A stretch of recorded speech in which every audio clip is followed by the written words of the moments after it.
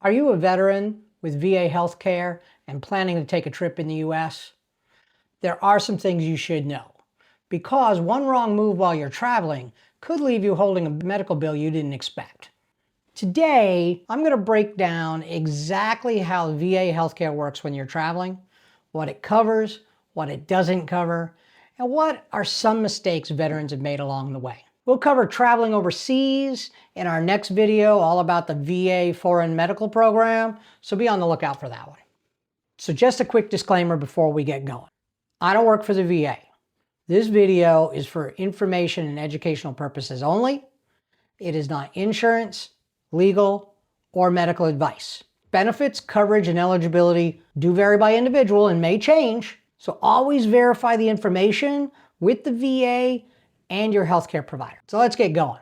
So let's clear up one of the biggest misunderstandings first.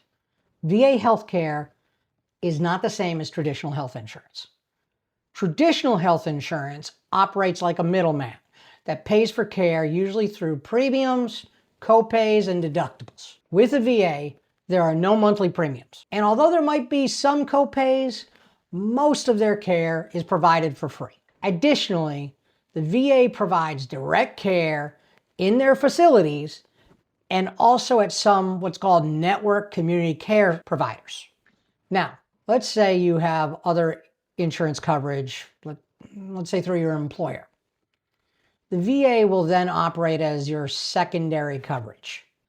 This is why the VA will ask for your other health insurance information, so they'll bill the private health insurance provider for all the care, supplies, or medicines provided for the non-service connected care. The VA does not bill Medicare or Medicaid, but they may bill your supplemental health coverage. After they bill your primary health insurance, the VA will usually pick up the remaining costs of care, but you may have a copay.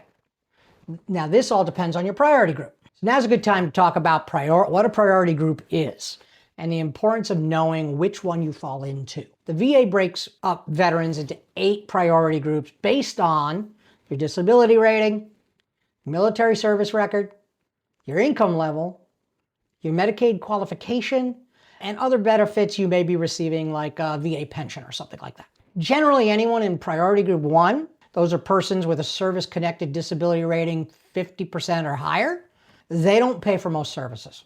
Groups 2 through 6 have co-pays for non-service connected conditions. And groups 7 and 8 will have co-pays regardless.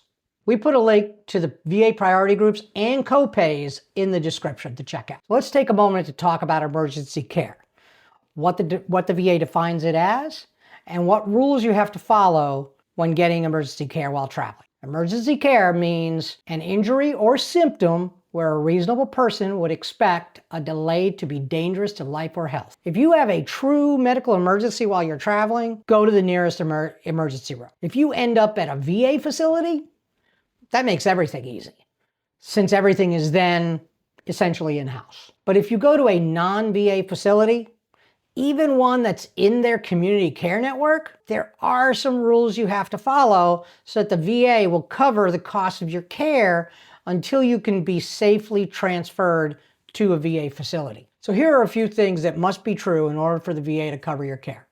Consider these like the first gate to coverage. First, you have to be enrolled in the VA healthcare system or have a qualifying exception.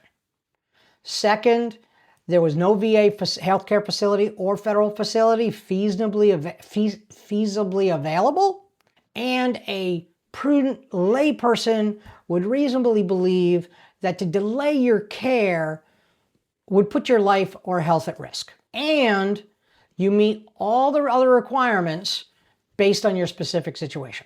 Okay, so let's assume for a moment that a VA facility wasn't reasonably available, and you met the first 3 criteria. If you end up at an emergency department that is in a VA community network, and you notify the VA within 72 hours, big deal, then you're considered to have authorized care. If you didn't end up at a VA ER or a VA community network provider's ER, It doesn't mean they won't cover the care.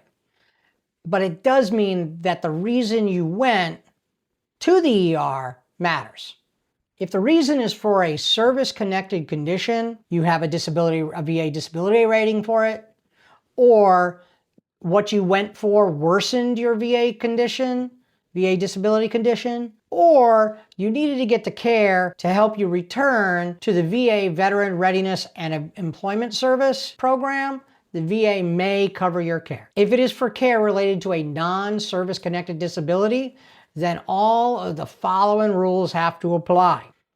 You got the care at a hospital emergency department or other facility that provided emergency care to the public. And you got care at a VA or in-network community facility during the 24 months prior to you coming into the emergency room. And you needed the care because of an injury or accident. And you and the emergency room provider must have already tried all other ways that you could to get a third party, such as other insurance company, to pay for the treatment. If you must pay for the care yourself, the VA may be able to pay you back or reimburse you. And remember, the VA must be notified within 72 hours of your ER visit, or they may deny the payment.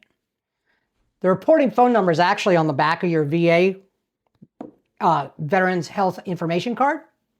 It's right on the back here. So that's one of the biggest mistakes veterans make. They get treated. They feel better. They go home. A few months later, the bills start rolling in. Here's a tip for you.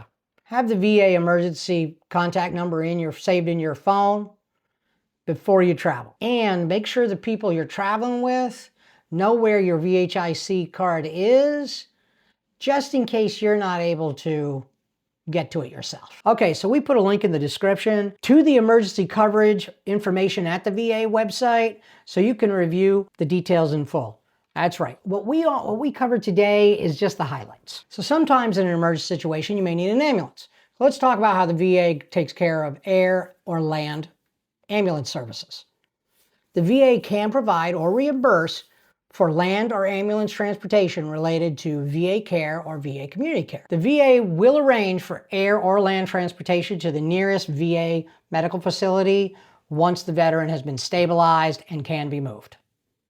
We put a link to the Veterans Health Administration's Office of Integrated Veteran Care Ambulance Transportation fact sheet in the description. As with all emergency services, the VA does prefer that the care provider notify them, and then they'll arrange for all the payment and follow-on transportation as needed. I have a buddy who many years ago, he was living down in Hobbs, New Mexico. For those who know the Southwest a little bit. He had to go into the ER. Now he's service-connected disability. He had to go into the ER. They ended up, the VA had to transport him to the VA Medical Center in Albuquerque. So once they had him all stabilized in the ER, in the local ER in Hobbs, they put him on a helicopter and shot him up to Albuquerque to the VA Medical Center for further on treatment. He never got any bill, never saw anything. That is exactly how it was supposed to work. He didn't talk to anybody. They took, the provider at that ER contacted the VA and they took care of everything. Now, urgent care is where things really start to get confusing. In order to use community urgent care facilities, you must first be enrolled in the VA healthcare system and have received care sometime within the last 24 months. And the VA only covers urgent care at VA-approved urgent care locations. You can find the nearest urgent care clinic by using the clinic finder in the on the VA website or calling one of the 2 toll-free numbers, put them up on the screen, depending on what state you're in. Our recommendation is that you keep the phone numbers and the website on your phone with you while you're traveling.